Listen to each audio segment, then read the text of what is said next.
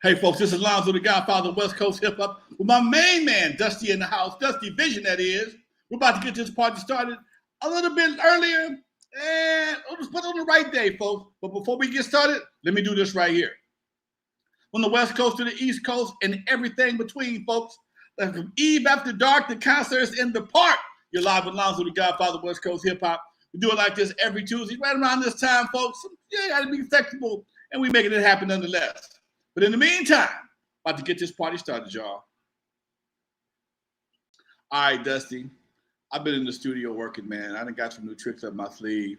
I got to share this with you. This is one of what I just made today. This is a word from our sponsor, Hub City Legend. Hub City Legend.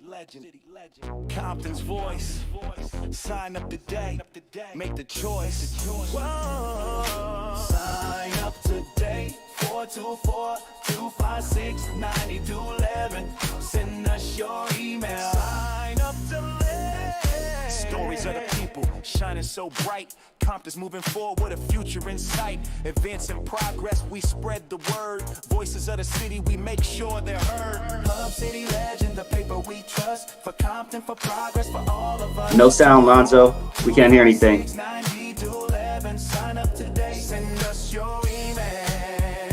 424-256-9211. Sign up today. Send us your email. Don't delay. Honoring heroes, the legends we know. Keeping tabs on the council, watching us grow. Repairs in the city. Nada. We tell it all. Hub City Legend. Compton. We see everything, we just can't hear it. Hub City Legend, the paper we trust. For Compton, for progress, for all of us. 424-256-9211. Sign up today. Send us your email. Never mind, audience can hear it. Sorry, guys.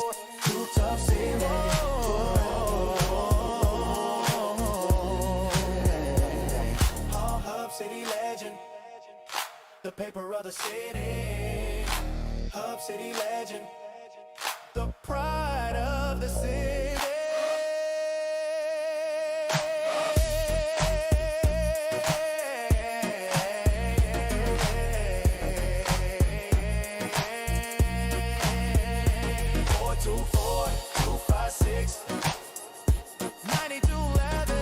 424-256-9211. Sign up today.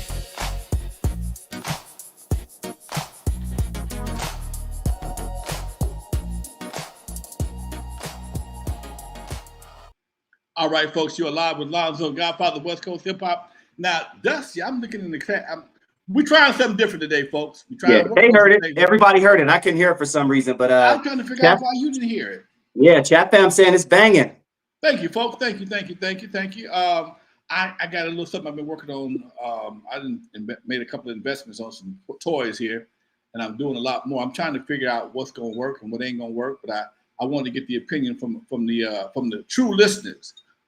STEM Radio and Sarah in the house and Martin. I know y'all gonna give me real opinions, so that's why I wanted y'all to hear it first. Martin in the house, yes. So, but y'all heard it, but Dusty didn't hear it. I'm trying to figure out why that is, but we'll figure that out later on. Anyway, I'll listen to it offline, man. All gravy. I'm sure it was fire, man.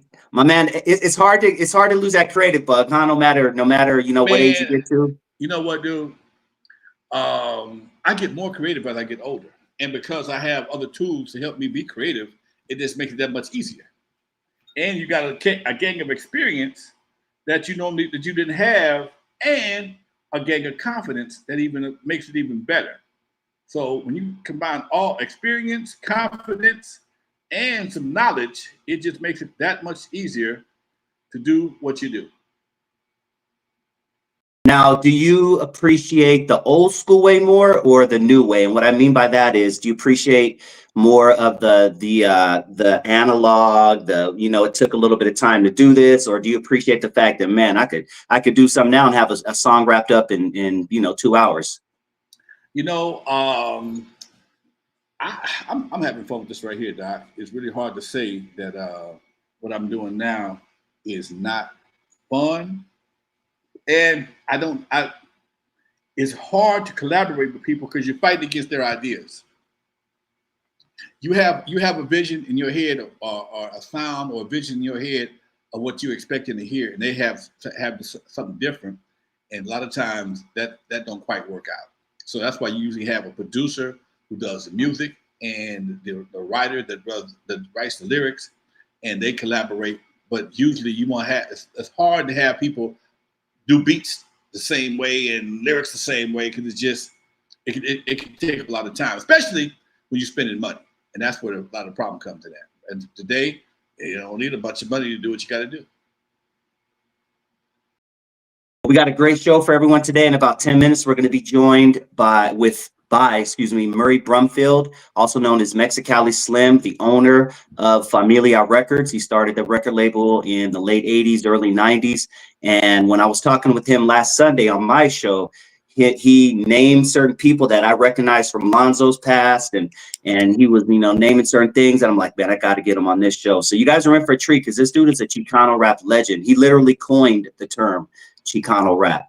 So we're going to take it way back, folks. So make sure you guys stick around in about 10 minutes.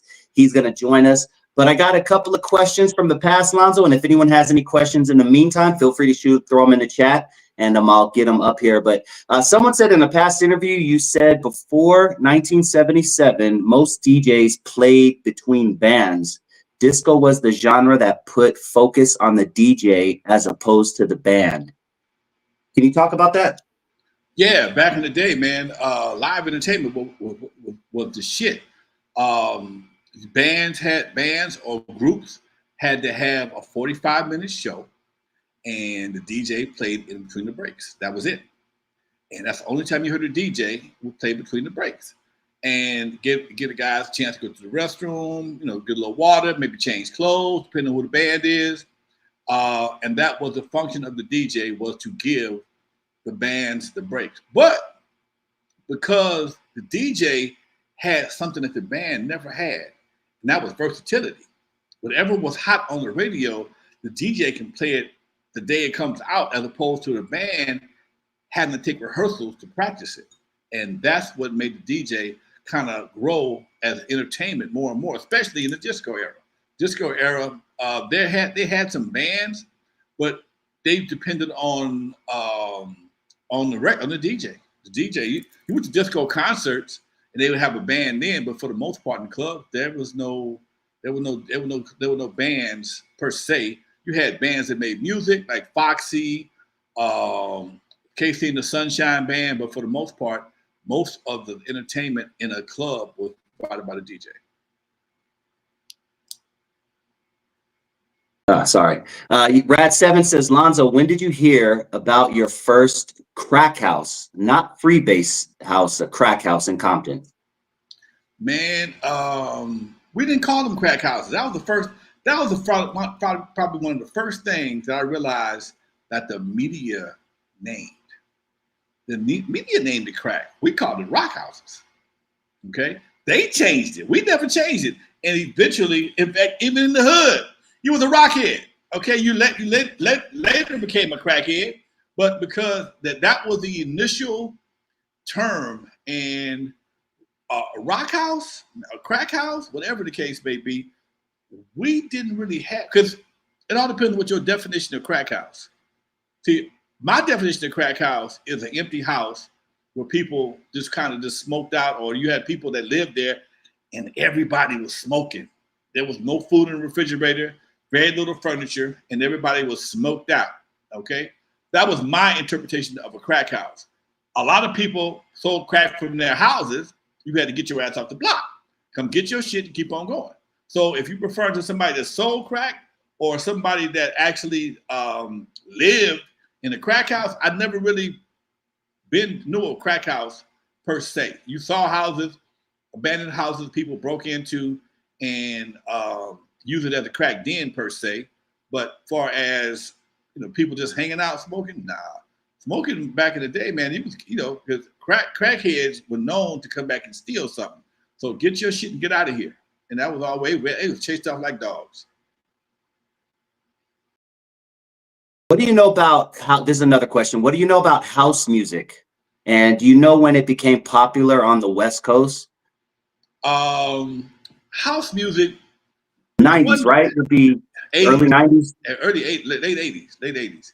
There was one DJ in Los Angeles named Terrence Toy. He was the house music guy. Terrence Toy and Julian Jackson. These guys kind of introduced house to us. Uh, they were the hottest DJs in the late '80s, mid to late '80s, early '90s, and they brought house music to us. It didn't really stick. It was house music was like disco, but it wasn't like disco. It had a lot more congas, a lot more percussion, and it was cool, but it never did catch on for us. Some people like it, like some people like country and western, but for the most part, house music was around, and it was very limited, as far as I can see. I never played any at the club, any of my clubs, but people did play it. But it was a house night or a house hour. It was never really a club that just dedicated themselves to house music, except when Terrence Toy and Julian Jackson played. They played the big white clubs up in Hollywood, and they were a lot more open to stuff like that, as opposed to being in the hood. You mentioned Charlie Wu, Captain Crunch, and the Funky Bunch, and someone wanted to know a little bit more about that and what you know about them. Oh, them were my boys. I see them all the time, even right today. Captain Crunch and the Funky Bunch, AK, they would all come to the Eve After Dark and dance on Friday, getting ready for Soul Train on Saturday, dance on Soul Train all day Saturday, and come back to the Eve Saturday night. That's how they did it. And I was with Captain Crunch. He does an event every month, not far from my house. And they had a big party for Jeffrey Daniels. And Jeffrey Daniels was there. All the Soul Train dancers were there. And in fact, most of the guys from Captain Crunch and the Funky Bunch were there. And they still do what they do back in the 80s. They still can do it. These guys 60 years old plus, they still get out. Still get out. Not even moving slow. They still get out hard. Real talk. Vista Light 72 wants to know, I haven't been on that part of Avalon in a while, but is Jeff D's Eve building still there, and is it currently occupied?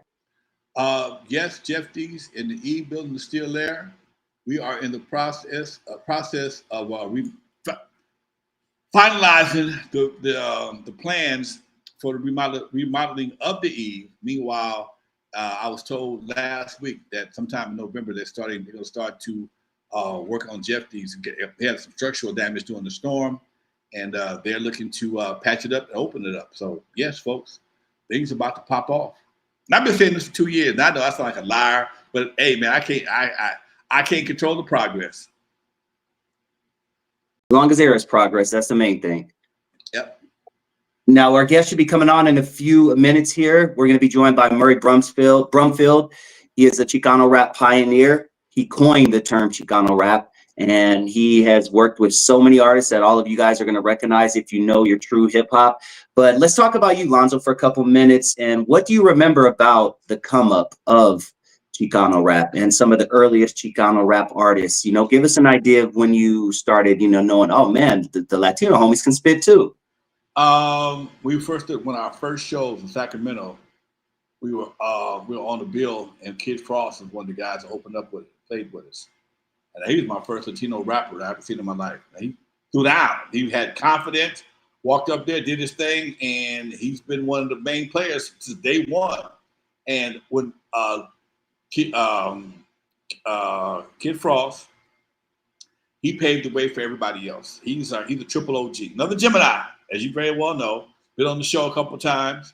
Good dude. And he was the guy that paved the way for me. Then they got a little harder with Brownside and Toker and his group. And then you had Blackie, little Blackie. Yeah, Lil Blackie. Lil Blackie. All these guys, they started representing a lot harder version of Latino rap. Yeah. What about Mellow Man Ace, man? I know that's your dog. That's my boy too. I mean, when that song came out, that was crazy. That was one of the first hip hop tapes that I got, that Mentirosa song. What do you remember about that song specifically? That shit was smooth as ice. It was smooth. It was just had a nice flow to it. It just and that was all. That was one thing about the Latino culture and the Latino music. It had, you could have the same drums, the same guitars, Well, for some reason, they do it a little different. It's more even brown side. I mean, it's not brown side. A lot of shade of brown. Even that stuff was a lot more laid back. You know, just it had a different kind of vibe to it, man. Thank you. What is that? Vinyl Down. Good looking out. Shot us $9.99. Appreciate you. He says, can you remember the first techno you heard coming out of Detroit? Yes and no, because Unknown DJ is from Detroit. He is a techno fool. He would try to play techno records at the club, but some of them would be all right. I think we got to probably put Kraftwerk into the techno field. They were always hot at Even After Dark, and Two of the Friends. That was Kraftwerk. They had another one that damn it, I could hear it, I could see the label, but I can't think of it. I can't think how it goes. It was a few songs that went over real well because back then we danced real fast. Everybody was freaking. They were moving fast. It wasn't shit to be on the dance floor and both you and the girls sweating like a son of a gun because that was the tempo of that era. So techno it played a role. It played a part. Unknown would always try to slide something in. But like I said before, he's from Detroit, so he got a different musical tape, different musical upbringing than I did. So black folks were jamming the techno back in the day? Yeah. I mean, okay. You gotta understand, man, back in the day in the 80s, we were musically diversified. It was no big deal. If it sounded good, we danced to it.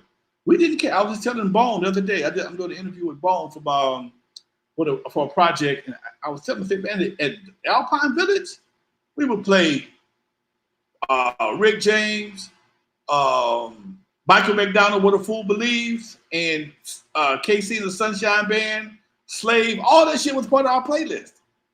We played all that shit, all of it. And we had a very diverse musical format. Even black radio. Black radio, it wasn't even called black radio. It was called radio back then. Soul radio. If it sound good, they would play it. Okay. Did you say Murray the Leak? No, you're supposed to. Oh shit, that's why he ain't got on it, dude. Yeah. You want me to send it to him? Want me to log off and send it to him? You got it. Send it to him right quick, because I gotta find this thing. Let me log off. Go ahead and talk to him. All right, folks. Yeah, you're live with Lonzo. Dusty gets our guest. I was wondering why he hadn't connected yet. Maybe I just got busy today. Sometimes my day gets real busy, folks. And he sent me the email. That's all right. He'll be here just a second. My fault. My bad. I'll take responsibility for that. We are live with Lonzo in the chat room here on N.W.A. Now with Lonzo. And let's see the chat room got to say here, folks. Who's in the chat room right now? Do you remember Mr. J's and Florentine Gardens back in the early 90s? That's basically all they played. Florentine Gardens, yes. And in fact, they just shut it down. I just heard on the news after like 50 years, they shut Florentine Gardens down. If anybody ever been to Florentine Gardens had to be one of the biggest clubs I've ever been in my life. Only one other club I've ever been in California that was bigger than Florentine Gardens, and that was up in the Bay. It was called the Warehouse, and that club right there was literally about 5 warehouses tied together. I think they might have made, I don't know, might have been a shipping yard or something. They had them all tied together, and literally when we went to the club, I gave Dre and Yellow a dap. I didn't see him again until 4 o'clock in the morning. We couldn't find him, and we didn't find him until the guy in the car. Hey, what's up, Martin Cozy? Look at you, boy. Much love to you, Doc. Thank you very much. So yeah, folks, Florentine Gardens. I'll never forget the promoter for Florentine Gardens that brought his name. His name was Cesar, big dude. He looked white. He might have been white. I'm not sure, but he had blonde hair. Looked like a white dude. But he was the promoter for Florentine Gardens back in the day. He was the one that brought the wrecking crew in there. And, we rocked it. Now, Mr. J, where was Mr. J's at? I remember Little J was downtown. Where's Mr. J's at? Damn, good looking out, Marlon Cozy. I see him. Got his income tax checks. I ain't mad at him. Much love to you, Doc. Mr. Mr. J's. I'm trying to figure out. I know Florentine Gardens. I was just talking about Florentine Gardens, how huge it was. You ever been there, Dusty? Of course, back in the 90s, man, one of the Yeah. first clubs. So Mr. J's was apparently in El Monte.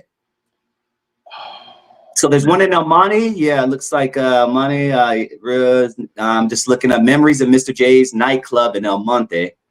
There was also Mr. J's in Paramount, but I'm gonna guess this is the one in El Monte from what everyone is saying. Let's see. Let's see. Yeah, someone says, who remembers Mr. J's? Yeah, it looks like back in the 70s, definitely 70s. People talking about Sunday night mini skirt contest. Yeah, I'm just reading through some comments. Mr. J's. Oh, okay. No, never heard of him. Mr. J's. I remember it, but it wasn't one of my frequenting clubs. We might have did a walkthrough over there or something. Most of our, as Wrecking Crew, most of our events that we did guest signing and things of that nature. Business at Santa Ana. Sorry to cut you off, Alonzo. Okay. Yeah, I can see that. Yeah, most of the events that we did as Wrecking Crew were at Latino clubs. That's where our biggest crowd would be at Latino club. We go to a Latino club, we be celebrities. Go to a black club, we gotta stand in line at the bar. Anyway, that's real talk. Like, you want your drink? Go get in line. Oh shit, no, I'm a celebrity. No, you're not. Anyway. I sent our boy the link, so he should be logging on any minute here. My bad. He was actually, yeah, it's all good. He was texting me like, I ain't got a link. I'm like, oh shoot, my bad. So yeah, he should be coming on any second now. Murray Brumfield, Chicano rap pioneer. But yeah, you were saying that you've always said you cut your teeth. World-class Wrecking Crew cut their teeth with the Latino crowd. And can you, I know we've told it in the past. It's one of my favorite stories. But can you break down that jacket story where you and Dre were in the car and you had that run-in with the Latino homies? Man, me and Dre coming down it's just me and Dre coming from downtown LA. We headed back to the hood, coming down San Pedro. So I always take the back streets because trying to get downtown LA has always been a mess anytime after 3 o'clock. Coming down the street at the light, all of a sudden, bam! Somebody hits the back of my BMW. I am pissed to the highest level of pissivity. Jump out the car. Now, see, understand this. A young Lonzo, this ain't the same Lonzo y'all know right now. A young Lonzo had a bad temper. I was ready to whoop some ass, okay? Jump out the car talking shit. It was a car full of Latino folks in the car. Must have been about 9 of them in this Pinto. I'm pissed. In a BMW, there's 2 big-ass tailpipes in the back of it. These 2 tailpipes are held up by these big-ass rubber bands. And they had hit it so hard, and the tailpipes stick just a little bit past the car. Just a little bit past the car, I guess to keep the heat or whatever the case may be. But they five. Think about this now. I'm driving my 635, and the tailpipes broke. It's dragging the ground. I jump out talking shit out the car, and man, I look at the side. It was about 4 or 5 cholos on the side over there. They had that cholo stand, freaking that squat. I come out talking shit. They stood up. Oh shit! Nobody in the car speak English. Nobody don't know nothing. Don't know shit I'm saying. I thought I put it on not disturb. Nobody understand nothing I'm saying. And I'm talking shit. Woo, woo, woo, woo, woo. Now, the guys that stood up are standing in front of a cleaners. I say, hey man, can I get a coat hanger to fix my my car? And they says, no, Holmes, we ain't got no coat hangers here, man. I'm like, dude, you're in front of a goddamn cleaners. You had no coat hangers? No, Holmes, not for you. I'm like, okay, man. I didn't piss people off. As soon as I walk over to him, Dre gets out the car eventually, and they see Dre's jacket, and they say, hey, Holmes, who are you? And he said, I'm Dr. Dre from Wrecking Crew, or something like that. Dr. Dre, the Wrecking Crew. Hey, Holmes, Dr. Dre. Got a big old Dre on this jacket. And as soon as he said that, they wouldn't got, I had them coat hangers, open my own goddamn cleaners. They climbed under the car and tied my shit up, and we got up out of there. Signed a couple autographs and was gone. There's no bullshit. That's real talk. Classic story. And we have the man himself, Murray Brumfield, Chicano rap pioneer, owner of Familia Records, aka Mexicali Slim. What up, man? How's it going, man?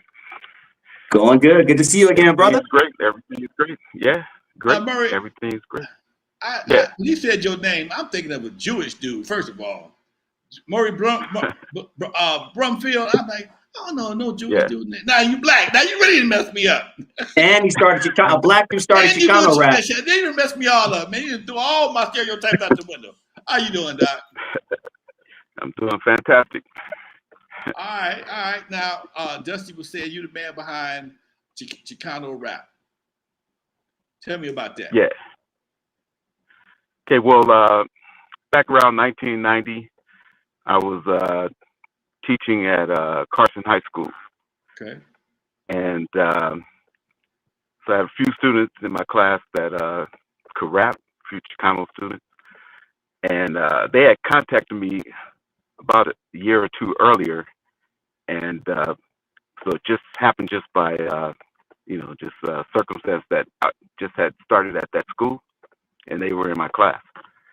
And so, make a long story short, I took them to the studio, took them to Paramount, because that's where N.W.A. I remember being in there with Ice Cube in one of his sessions. And so I took them there, to get the same sound through the same board and everything. And we recorded a song called 18 with a Bullet. And we recorded 3 songs that day. 18 with a Bullet was one.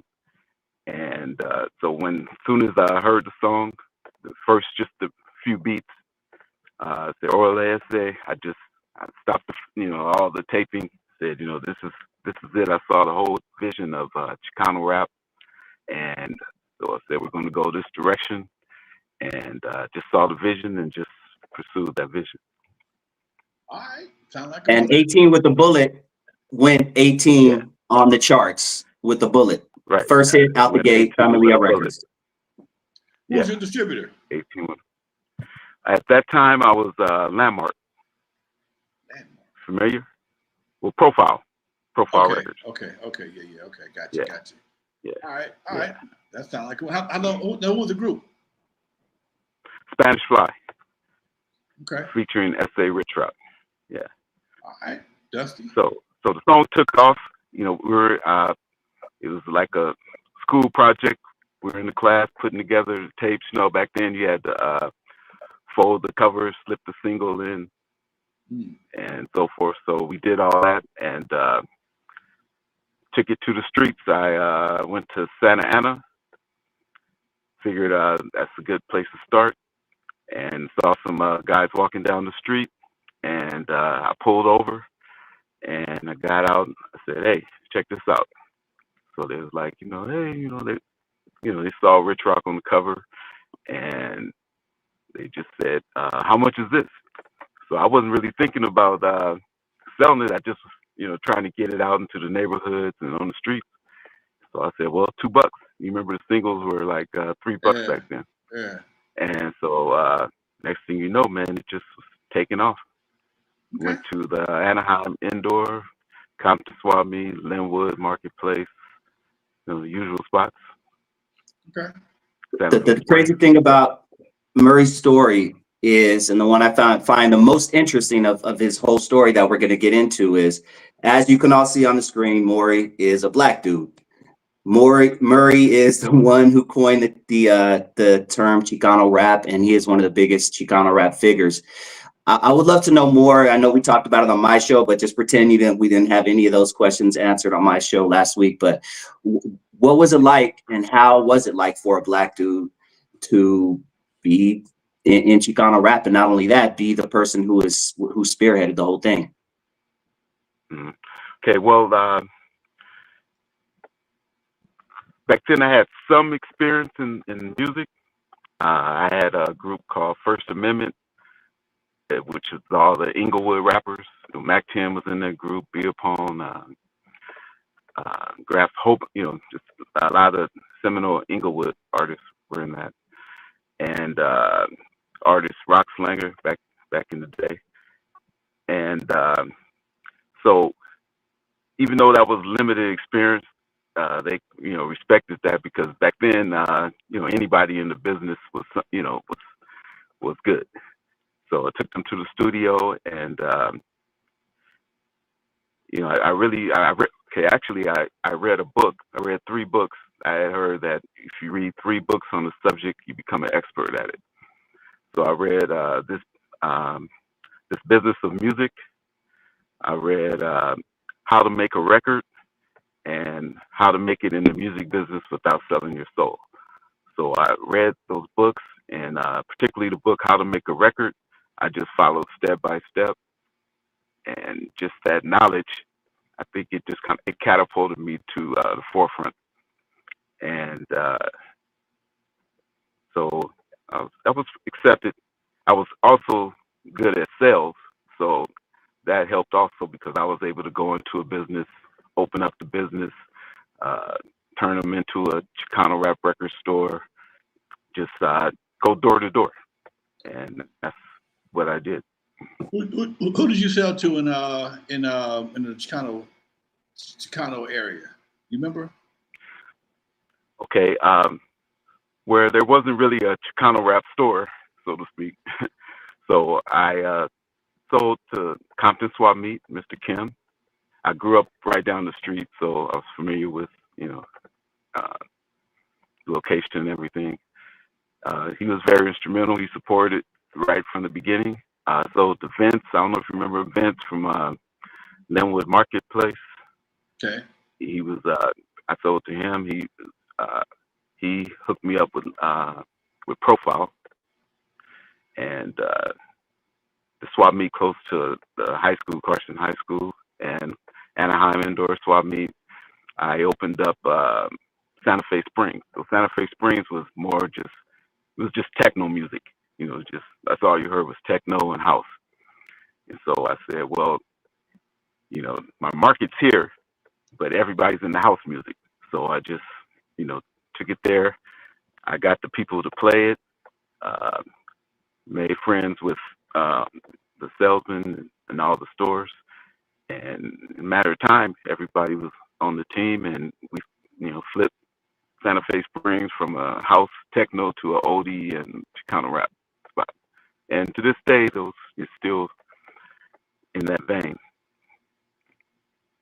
What do you remember, Murray, about the underground scene back then when it comes to LA hip hop, especially what you were hearing in the streets, maybe a few years before you were out there, like what N.W.A. and them were doing, and Ice-T and NOTS and Banging on Wax and all those guys? Can you give us an idea of what you remember about the underground hip hop scene, specifically West Coast back then?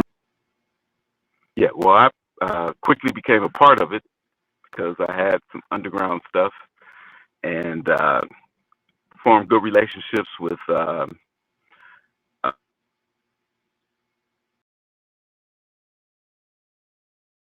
He'll come back. Yeah, we'll get him back.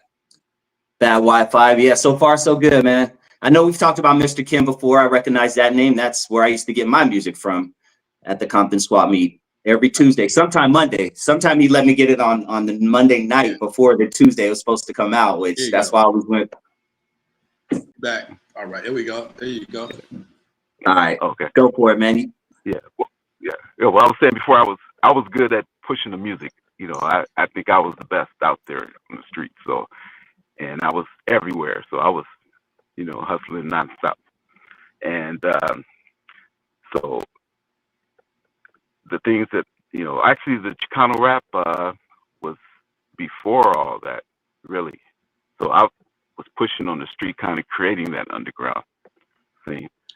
Before Kid Frost? No, Kid Frost had La Raza. Right. Yeah. So yeah, that he was like, the first to rap this style. Yeah. So I think what distincts for me from whatever was going on is I made it a genre. So I called it Chicano rap. No stores carried any Chicano rap, really. Of course they would carry something that hit the radio. Like, yeah, of course La Raza hit the radio, but there was no industry. So I created the industry where we, I'm the first label. I distributed all the other labels and made it where you can go to the warehouse and get Chicano rap. You can go everywhere. You can go to the mom and pops I was, the only distributor at that time. So I had it in everywhere. So I was going nonstop. You never dealt with Macola? Nah. Okay. Nah. I thought about it. I was, but I just said, I got this thing. Let me grow it. And yeah, I never went to Macola. I knew Macola. Okay. Who are some of the artists that came out of Familia Records? Give everyone a breakdown from, beginning to end of all the artists that have come out of there. Okay. Well, Familia Records artists are basically a who's who in the Chicano rap industry. So I started with S.A. Rich Rock, who was in my class in the group Spanish Fly. And so our first record out the box was a success. Brown Pride, MC Peps, Juan and Tone. So they had the hit on a Friday night. So we were popping hits back to back. And Brown Pride was very popular out the harbor area. So at this point, the harbor area of Los Angeles, Wilmington, Carson, was the hotbed of Chicano rap. So that's the birthplace. And from there, it just spread. And then after that, Night Owl, who was a very popular rapper in Chicano rap field. He's from San Diego, so that's when ventured out to San Diego. And Night Owl had came actually to LA and he had told me he had been looking for me for about 6 months. And then a friend who he had met, a DJ, while he was out here, said that he knew me, and so he hooked us up. And so took Night Out, same thing, Paramount, and worked on his album. And we did 3 albums together. Lil Rob. So Lil Rob's brother wrote me a letter. Legend. Said so he said, his little brother was a good rapper and so forth. And, listen to his stuff. Yeah, I could tell the influence of Spanish Fly, and that, he got the memo on what Chicano rap was and what I thought it was at that time. So I was basically looking for rappers that would buy into the culture.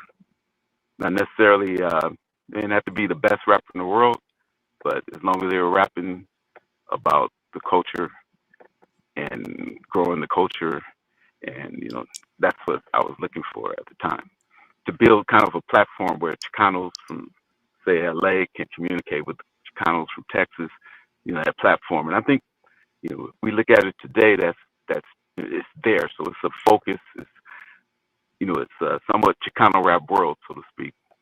And then from there, Royalty put out Royalty's album, Coast to Coast, and Mr. Little One from San Diego also.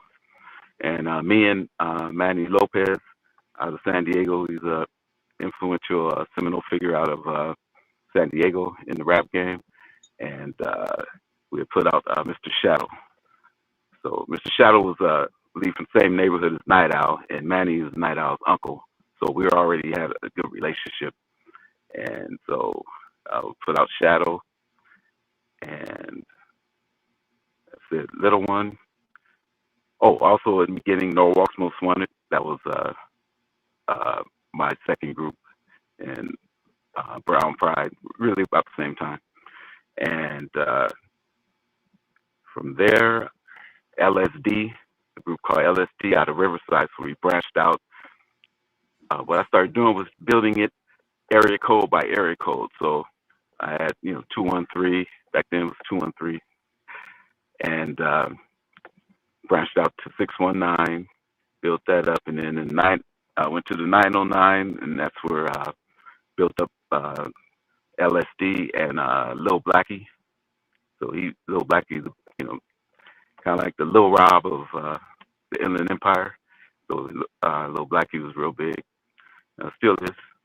And then went to actually a little bit before that, went to the 805, and that's where I linked up with Tomas Solis. He's the CEO of N.W.A Records. I met him at Black Music Day at Abbey Road back in the day. Okay. And so I had Spanish. Actually, when Spanish Fly came out, I rented the longest limo that they had in LA, and so we pulled up to Abbey Road, rolled out the red carpet, and so the three members of the group and then myself, we stepped out. So we had a pretty big entrance, and so Tomas knows that then, and so we became real good friends, you know, brothers. And so we put out Cali Lifestyle and Triple C and all the 805 rappers, and That was my then shit. and then Down, you heard of Down, Lean Like a Cholo. So yeah, well, Kilo G, but you know, call him Down. And so he had a group called Brown Intentions, and he had sent me a tape, and then every weekend we would just meet up, and he'd show me what he had new, and so you know, back to the drawing board. But then he came with some good stuff, and then we ended up doing probably about all in all with all his groups, and probably about 8 albums together. And shoot, along the way, down Jersey, who had a label called Down for My S. He was I knew his father, and he was a high school student. So, but he was he was a hustler in the swap meet. So I, influenced him getting the Chicano rap game, and he got in, started his own label. You know, I helped fund his label, and then he was going. He some great actors, and a lot of top Chicano rappers came out of his label. Payaso out in 909, he had the magazine Teen Angels, and so he wanted to meet with me. We met, and probably for some ads, but then ended up talking to him, flipped him into Chicano rap, and so we had good presence in all the area codes, and so that was our plan. Then we had the first compilation, Chicano rap, Southside Writers, and 6 volumes of that. That was very successful. So it took rappers from the different area codes. I put different area codes as addresses for the businesses on the cover, and so every area code got a chance to represent. And then along the way, other artists and labels like Capone, even before he was in the business, we used to just chop it up all the time, and so he was making an album for me, but our negotiations didn't work out in the end. So, but still, very involved, and when he got his records, helped push and help, just tell people and kind of mentor, and a lot of good people around, Mr. D. So, we just built a team, and so of labels, and so I was just thinking about this the other day. Somebody said something. If I was stopped or whatever, but I was just thinking, all my artists that I work with and all the labels I helped get started. Even one of the biggest labels, Urban King, Jimmy over there. I knew him since he was probably about 5, 6 years old, and he ended up becoming one, the biggest Chicano rap labels. So the way I look at it now is, everything is, the people that pretty much influence. Now everybody is, they're big figures in the game. So, that's beautiful to see that. Yeah. Hey, Lonzo, can you and Murray talk a little bit about what it went into releasing an album back then and how hard it was? It's not as easy as today, where you can have a concept for an album and by the end of the day you have everything in your room to release an album by the end of the night. What did it go? How did you get your stuff on the street? Was the promotion like? Hopping on the phone with people, meetings, driving to meetings across town, meeting with swap meets? How did you get your music on the street and eventually create a whole album? Maybe you guys can wrap on that. My journey was a Okay, lot Lonzo, different. Go ahead. My I'll journey let you was a go. lot. My journey was a lot different than most people, Doc. My last job, I sold records over the phone. That was my last job. So I knew all the stores personally. I had relationships with them. I dropped off records to them. I had been by there, picked up records, traded records with them. So for me, it was a lot different than most people.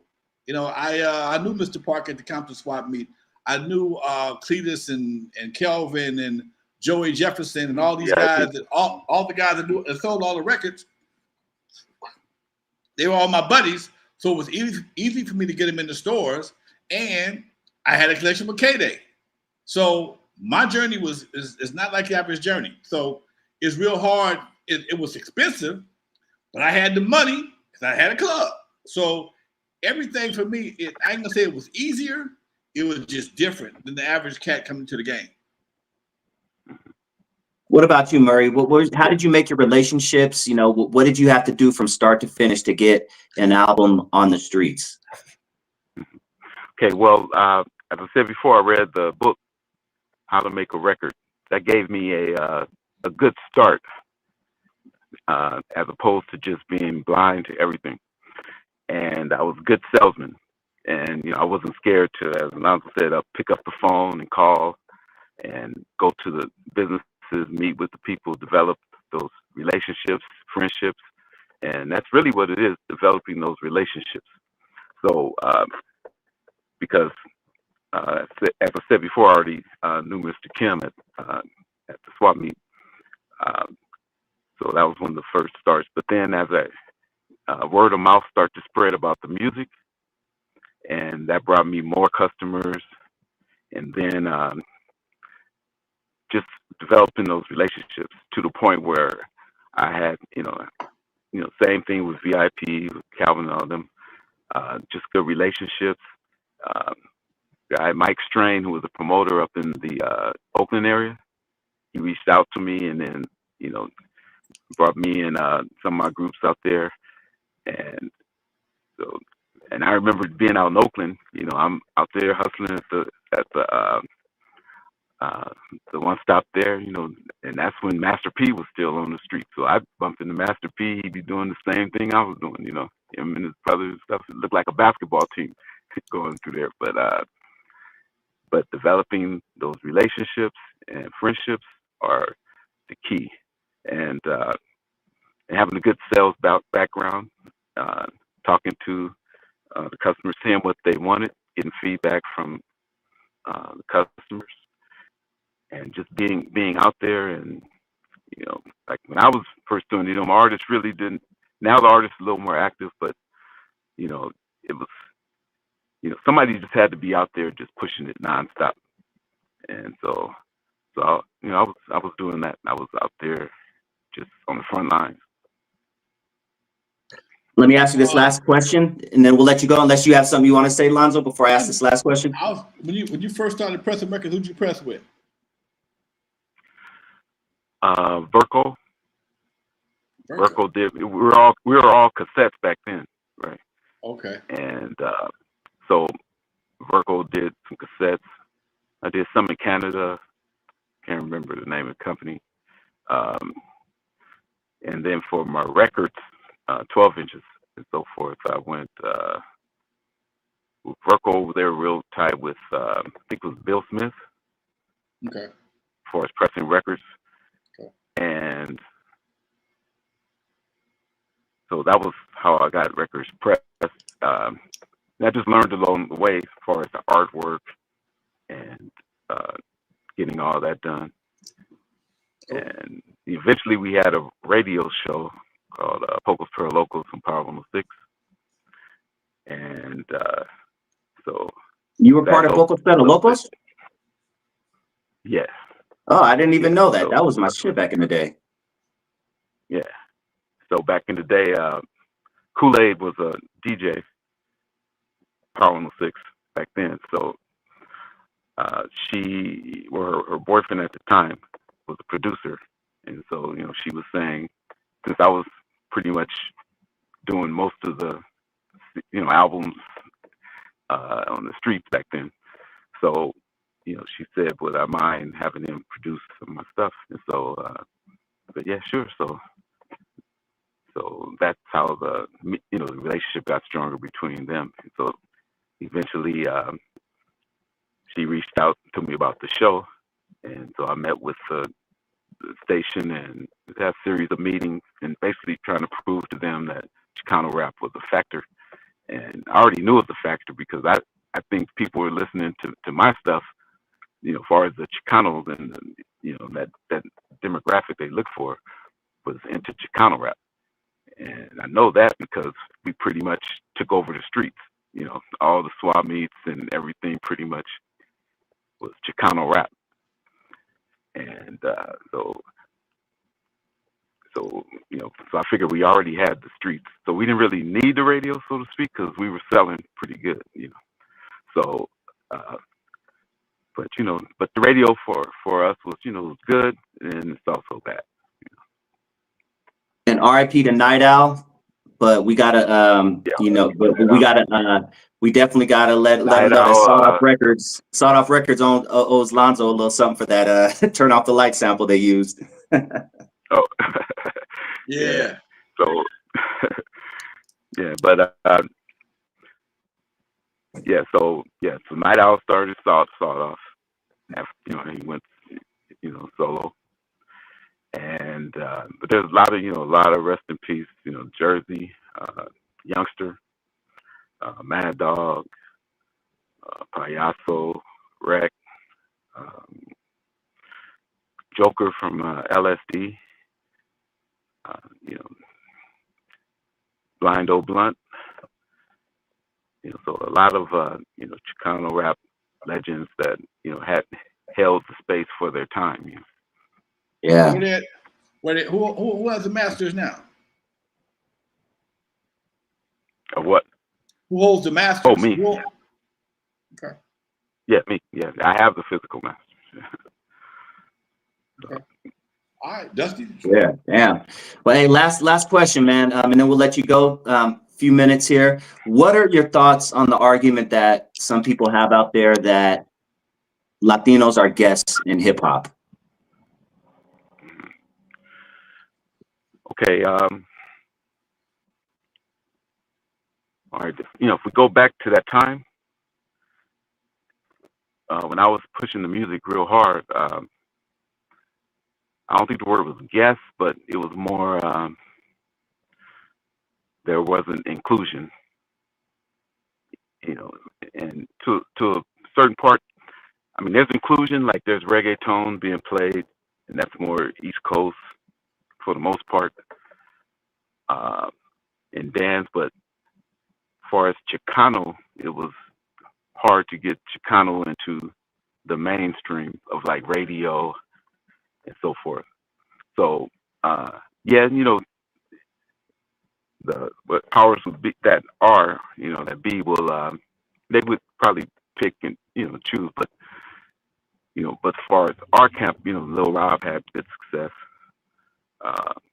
with the radio. Some people I hear on the internet, and they say, well, Chicano rap is a box.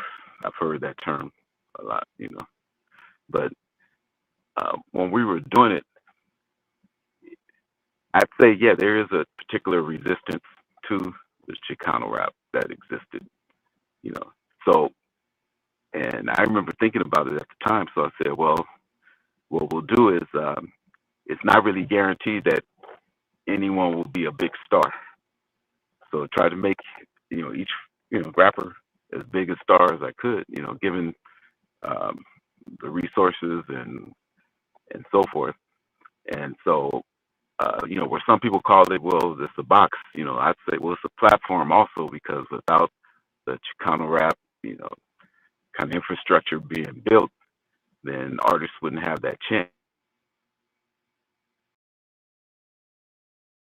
All right. We lost him. When he comes back, we'll say goodbye to him. But yeah, we got about 5 minutes left. Appreciate everybody tuning in, man. I'm telling you, our audience knows their stuff, dude. They're reciting. Derek Mallory, especially. My boy's out there with his hip hop knowledge, man. But Shout out to Murray Brumfield. We'll bring him back just to say goodbye and thank him for his time. But Lonzo, up there he is. All right, Murray, go ahead. go ahead. Go finish up your thought, Murray, and then we're gonna call it a day. Oh yeah, I was saying it's important that the Chicano rap industry is there, so the artists can have their platform, get known, make their way, and get noticed. And yeah, you can reach that upper echelon, but so it just gives you a chance, and that chance wasn't there. So just glad that I was able to do my part and get the opportunity. Also, just I don't know, Lil Quete just passed through my mind, but yeah, Lil Quete was around back then, and I remember when I was a little kid, I took him to the studio, and so it's another person that was around. It wasn't on Familia. Eventually, it was on another label, but a lot of people may not been Familia, but they're still Familia. Yeah, but thank you so much for your contribution to hip hop. Murray Brumfield, aka Mexicali Slim. Tell everybody where they can find you, man, and we'll head out. Murray Brumfield, also Mexicali Slim is got an album coming, got some projects, my rapping, doing Chicano rap, doing singing. I also have a project with OG Midget Loco, MC Peps, Blue Stomps, King Blue, Aztec Tribe, Hectic. We have a album coming out called Still Familia Forever. That's still banging music, Familia Records, and Forever Great Music.